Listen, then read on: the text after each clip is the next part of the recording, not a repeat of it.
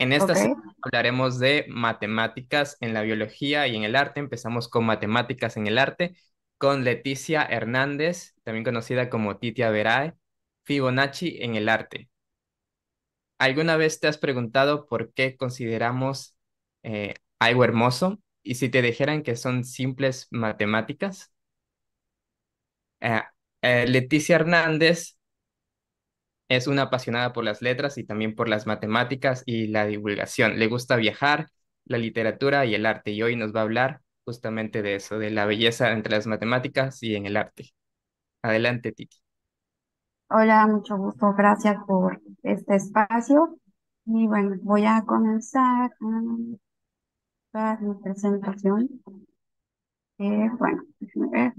Ya.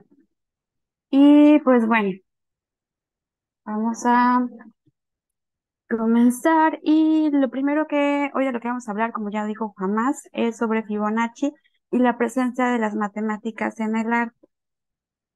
Y bueno, la verdad que no cambia.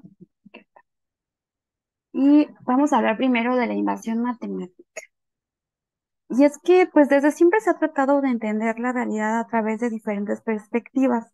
Una de ellas es por medio de números.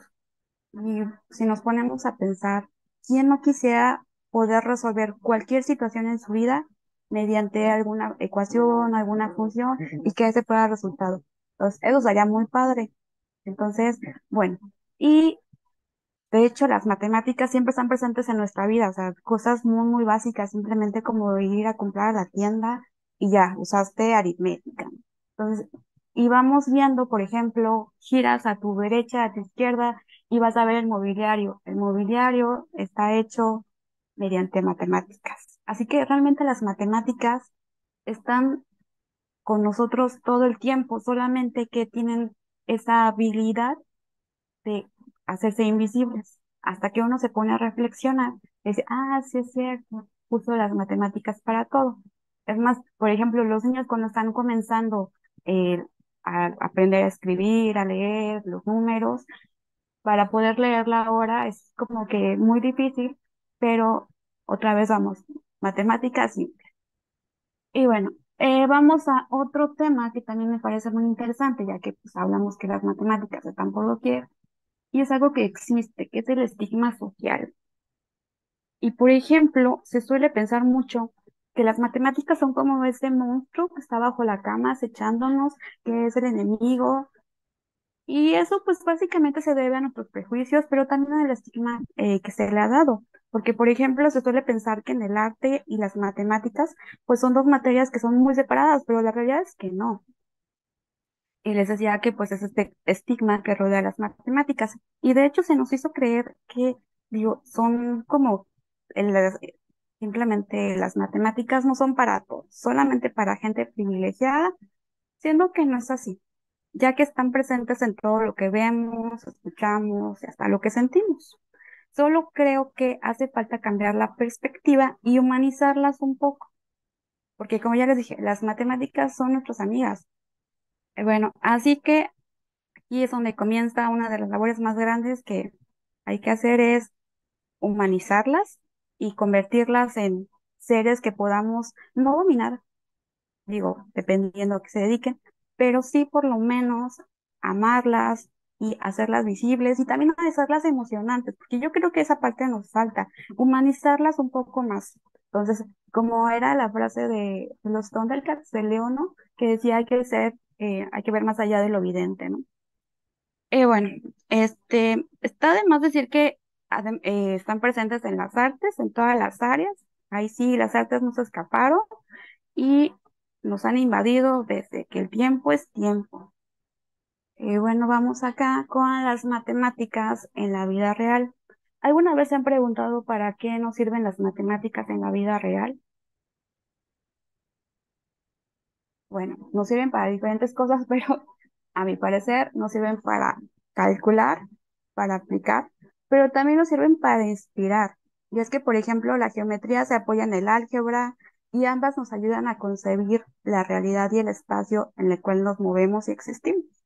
De hecho, gracias a la geometría obtenemos un modelo matemático del espacio con propiedades.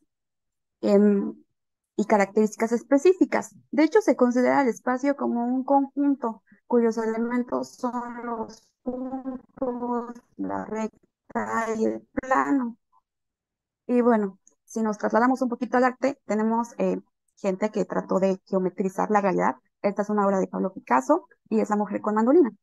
Y bueno, el cubismo lo que intentó hacer fue geometrizar la realidad. Y bueno, aquí, de hecho, si observamos la obra, vamos a ver que Picasso se sumerge entre los poliedros que están ahí medio invisibles, escondidos entre los trazos rectos y curvos. Y así como está Picasso, también vamos a encontrar a Kandinsky, a Dalí, quienes ellos fueron un poquito más allá y se embarcaron en esta búsqueda de la abstracción geométrica, donde de verdad hay un claro tributo a las formas puras y perfectas. Así que bueno, las matemáticas y el arte van de la mano. Y bueno, vamos a entrar a un área de cómo percibimos el mundo, pero particularmente de cómo percibimos la belleza. Y es que siempre que pensamos en algo bello, no sé si alguien quiera escribir ahí en el chat, ¿cuál es su percepción de belleza? ¿Cómo determinan que algo es hermoso? Normalmente pensamos en dimensiones, en armonía, en simetría, en colores. Entonces, ¿a ustedes qué es lo que les llama la atención y qué hace que algo sea hermoso? Y bueno, vamos a llegar a algo que es Fibonacci, ya es por aquello del medievo, pero ¿qué pasó antes? ¿Cómo es que se percibía esta belleza antes de Fibonacci? Pues bueno, resulta que los griegos tienen un número, que yo le dije es como el número para gobernarlos a todos, y es el número phi, eh, el número áureo. De hecho, tiene muchos nombres. También se le conoce como el número de oro, la razón áurea, la razón dorada, la divina proporción. Este, no faltan nombres para describirlo. Pero bueno, ahorita vamos a ver la importancia de pi y pues vamos viendo que la proporción áurea es un concepto que se le atribuye a la escuela pitagórica y de hecho bueno, toma el nombre de la letra Fi debido al escultor Fidias, quien fue el que más uso le dio. Y este descubrimiento de Fi se le atribuye a la escuela pitagórica, como les acabo de decir, y se preguntarán por qué es tan importante, qué mide, qué hace, con qué se come. Y pues básicamente este número se ha usado como el elemento de diseño en construcciones arquitectónicas. Por ejemplo, la pirámide de Keops, que siempre ha tenido el propósito de crear tiene relación belleza, armonía, perfección. Y bueno, phi es el número irracional que representa la igualdad entre la proporción de dos segmentos de diferente longitud y el cociente de la suma de ellos y el segmento con más longitud. Por ejemplo, esta proporción se encuentra tanto en figuras geométricas como en la propia naturaleza. Y bueno, aquí tenemos que phi realmente equivale a 1,61 y es un número al infinito, ¿no? Y bueno, esta es la función, perdón, esta es la ecuación mental en la que se puede apreciar lo que les acabo de decir. A ver, un segundito. Em, Después tenemos, bueno, eso fue antes de Fibonacci. Entonces hay que acordarnos de este número y ver que tiene sentido un poquito más adelante. Ahora sí vamos a entrar con Fibonacci. Bueno, ¿quién es Fibonacci? Así se le conoce a Leonardo de Pisa. Es el hijo de Alessandra perdón, Guglielmo Bonacci. Y de hecho, el nombre de Fibonacci viene de Figlio di Bonacci, es decir, hijo de Bonacci. Tenían unas formas peculiares de referirse a la gente. Y bueno, él comenzó sus inicios, perdón, él comenzó en este mundo de las matemáticas para ayudar a su padre. que en aquel momento representaba a los comerciantes de la República de Pisa y viajaba por todo el Mediterráneo. De hecho, fue gracias a sus viajes que descubrió que las matemáticas servían para algo más que los aspectos mercantiles. Y bueno, el contacto con el mundo árabe le dio la oportunidad de conocer y aprender el sistema de numeración indoarábigo que nosotros manejamos, mismo que trasladaría a Europa y bueno, ahí sustituyendo el sistema de numeración romano. Así que gracias, Fibonacci. Y bueno, por allá del año 1200 regresa a Pisa y escribe un montón de obras, trabajos donde proporciona nuevos y muy interesantes conceptos de donde se extrae la asociación que se le atribuye. Recordemos que él estuvo viajando por todo el Mediterráneo, entonces aprendió mucho, pero probablemente no sea el autor de esta serie, sin embargo se le atribuye. Y ese es un tema polémico en el que no vamos a entrar. Y bueno, hoy en día se conservan varias copias de algunos de sus libros, pero a nosotros el que nos interesa es el Liber Abaci, que fue escrito allá por el 1202, porque de ahí vamos a tomar este tema de, bueno, vamos a encontrar la serie.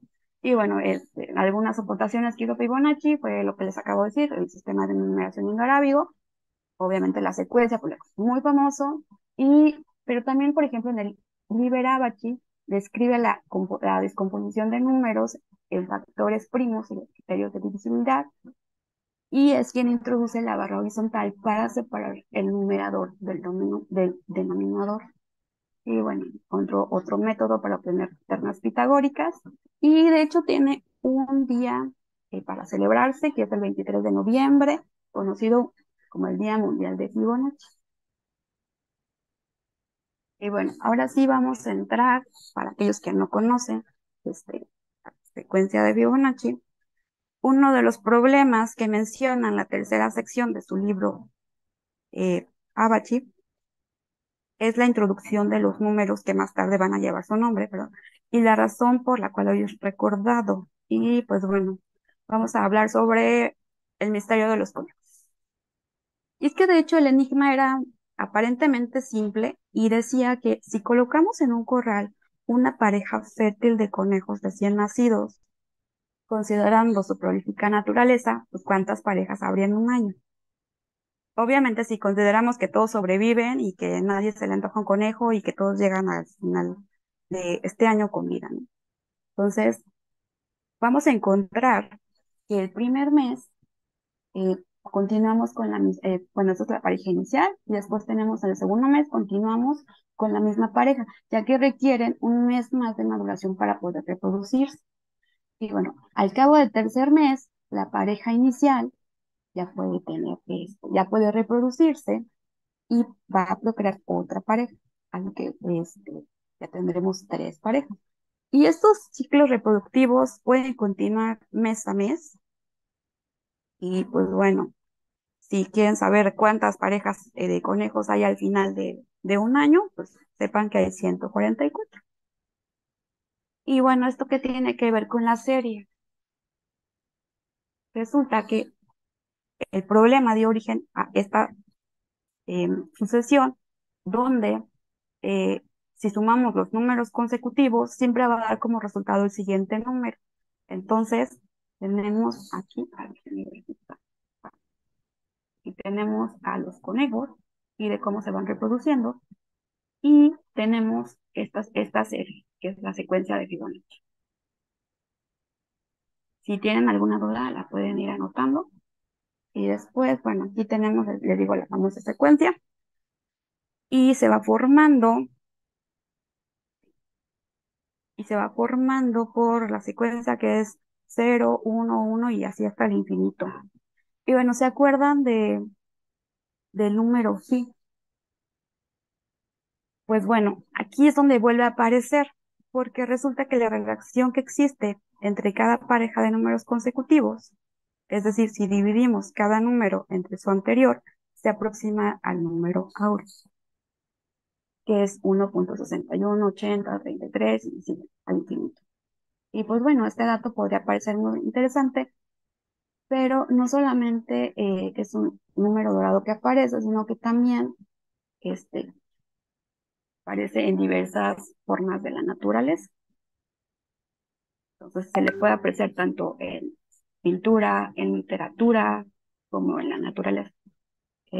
Y ahora estamos con la espiral de Fibonacci. Esta espiral seguramente ya la ubican muchos y ya la conocen. De hecho, es la representación gráfica de la secuencia numérica y también se le conoce como espiral dorada. Y bueno, esta gráfica es utilizada como una herramienta de composición para asegurar la proporción del equilibrio en diferentes figuras, así como representaciones. Y de hecho, es una secuencia lineal infinita generada a través de un algoritmo matemático. Por ejemplo, cada nuevo resultado que se ubica en la representación gráfica, permítanme un momentito porque se me pasmó la pantalla. Ok, bueno, les decía que cada nuevo resultado se ubica en la representación gráfica, alternando secuencialmente los lados de los cuadrados y siempre va a ser en la misma dirección. De hecho, el resultado, vimos, es una espiral perfecta que se forma tras eh, trazar una línea curva acá que corta las esquinas opuestas de cada cuadrado. A ver acá. Y si no fuéramos lo mismo, la volveríamos a ver acá.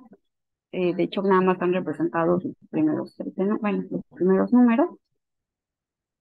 Y bueno, ahora vamos a darnos cuenta, seguimos lo que Fibonacci nos dice y lo buscamos en la naturaleza, vamos a ver cómo las matemáticas se acaban de hacer más visibles, porque ya lo eran, pero ahora son mucho más visibles. Y bueno, de cierta forma se puede decir que la presencia de la proporción áurea es lo que hace que las cosas nos parezcan hermosas. De hecho, se le conoce como la secuencia de la belleza. Y pues, ¿qué tendrá de asombroso esta secuencia? Pues que la podemos apreciar en casi todo lo que existe. O sea, como vimos, es una espiral perfecta y la podemos encontrar por ejemplo, en los brazos de los huracanes, y pues aunque sean imponentes, no se dejan de ser hermosos. Y también, por ejemplo, en la estructura de las piñas de los agaves, incluso en el orden que están acomodadas las semillas de los girasoles, o por ejemplo en la espiral que forma el caparazón del Nautilus, que es como el símbolo por excelencia para representar esta secuencia. Y por supuesto también lo podemos encontrar en el túnel en las olas del mar. Y pues bueno, eso es como de una forma natural. Y ahora sí, ¿qué onda? ¿Dónde quedó el arte? Pues bueno, en el caso del arte, evidentemente, no es ninguna coincidencia que encontremos la secuencia de Fibonacci. Al menos no, no por suerte. Aquí sí va completamente aplicada. De hecho, los artistas utilizaban constantemente esta secuencia, bueno, la espiral, para crear obras que fueran estéticamente perfectas.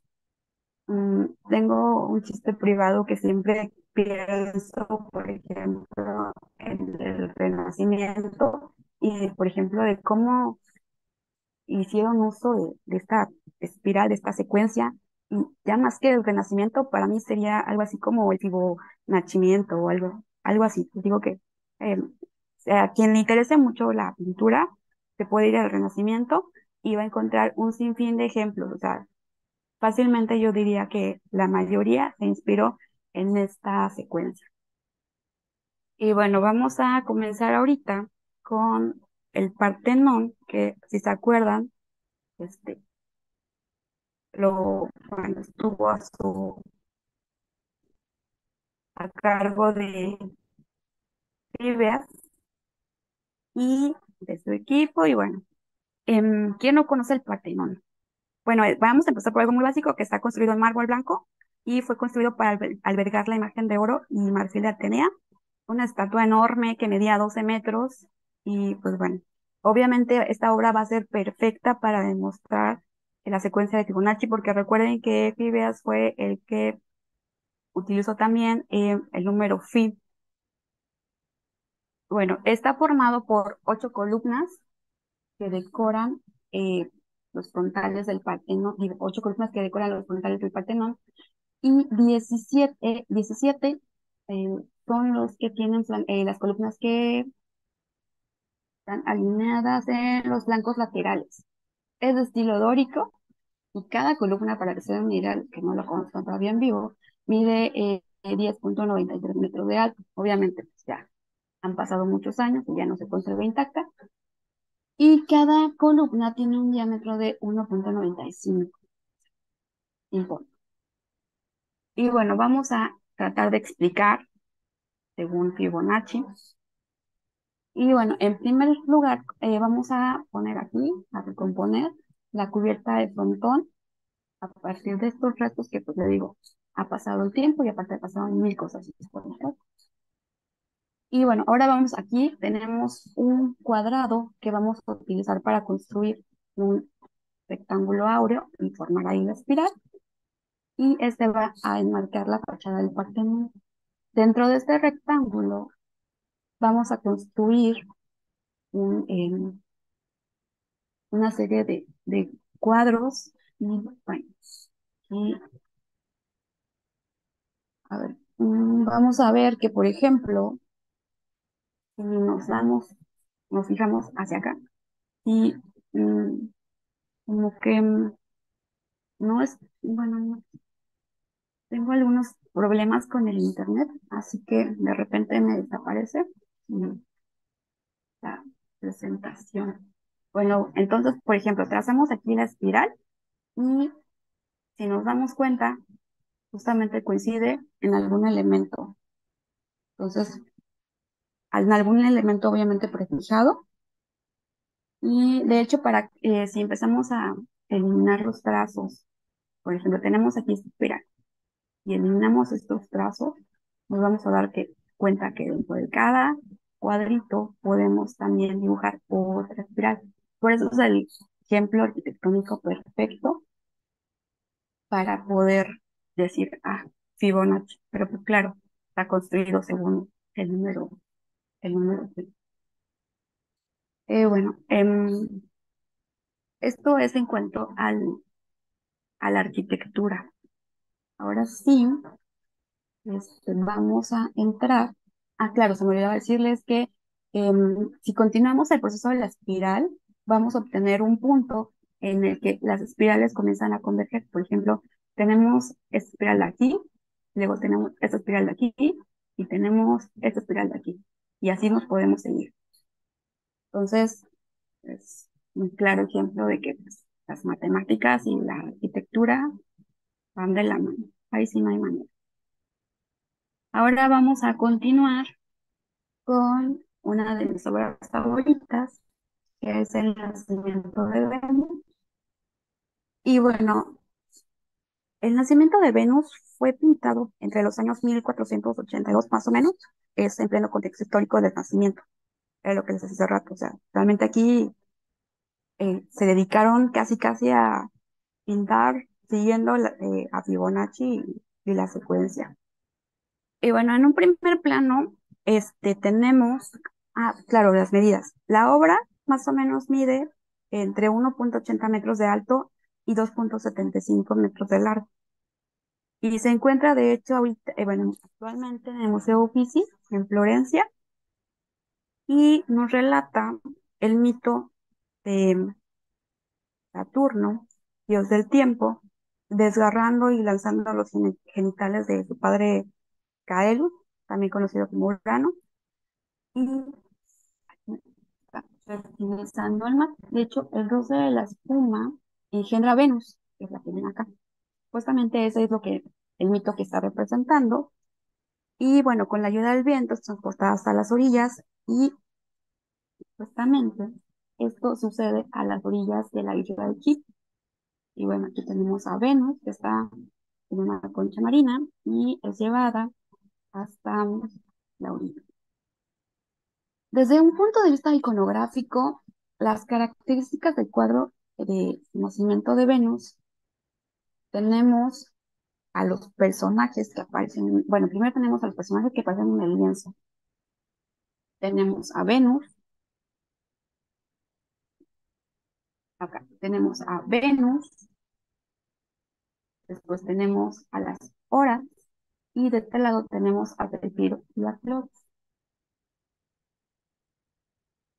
Como vamos a regresar la diapositiva anterior, bueno, se supone que aquí es la protagonista principal es Venus y ella, bueno, está posando desnuda sobre la concha y su cuerpo ya nos empieza a mostrar como que algunos símbolos de Fibonacci porque forma una línea sinusoidal y bueno, sí hay una desproporción en el cuello, pero a Sandro Botticelli no se le daban mucho algunas cosas. Entonces, de hecho, también se le critica mucho que esta área de aquí es simetría, están simétricamente iguales, siendo que pues no es natural, ¿no? Y bueno, aquí tenemos a Venus que está inclinando la cabeza hacia la izquierda, mientras que la cadera se dirige a la derecha. Entonces, tenemos nuevamente otra secuencia. Ahora vamos a ver directamente cómo es que Fibonacci aparece en este cuadro. Bueno, si observamos, hay una composición basada principalmente en cuatro espirales que describen las posiciones de las figuras humanas. Y estas están colocadas de manera paralela a las secciones ahora. Vamos acá, secciones ahora también. Y por lo tanto, dentro de la composición podemos notar que hay una armonía. De hecho, el punto de fuga lo tenemos a esta altura. Cuando ustedes observan el cuadro, a lo primero que van es a ver a Venus, porque esa es la intención. Acuérdense que es la protagonista. Y bueno, dentro de la composición les decía que podemos notar la armonía que potencializa la escena. Básicamente nos está diciendo que lo más importante, mediante las matemáticas nos dice que lo más importante aquí en este cuadro es Venus. Pues no tenemos ninguna duda. Y bueno, así como eh, Venus es lo primero que llama nuestra atención, también vamos a ver, ahora sí vamos a cambiar un poco y nos vamos a ir a otra obra que también es muy conocida, porque en pintura hay muchísimos ejemplos y de hecho uno de los también principales ponentes es Da Vinci y tendríamos aquí a la Gioconda, conocida también como la Mona Lisa, quien también cumple perfectamente con esta proporción. Bueno, la Mona Lisa, como les decía, es conocida como la Gioconda y bueno, también pertenece al Renacimiento. Está pintada por Da Vinci, todos sabemos quién es Da Vinci. Más o menos se data por aquello de 1503, ok, 1503, y bueno, es uno de los símbolos de la cultura occidental. Actualmente está en el Museo del Louvre y se considera la pintura más famosa del mundo. Y esta pintura ha pasado por tanto escrutinio, tanto estudio, que pues no podía faltar aquí. Ahora, si vemos la pintura de la Mona Lisa, vamos a ver que pues el realismo que le da Da Vinci es, se ve como un poco más evidente al usar métodos matemáticos, justamente, y usa la técnica única del esfumato, que le da como que ese realismo que en su época era muy avanzado. Y de hecho, eh, generó mucha revolución en las dimensiones y en las formas de retratar. Sí, obviamente consideramos que eso se aplica a la base de todos los a la base de todos los retratos occidentales.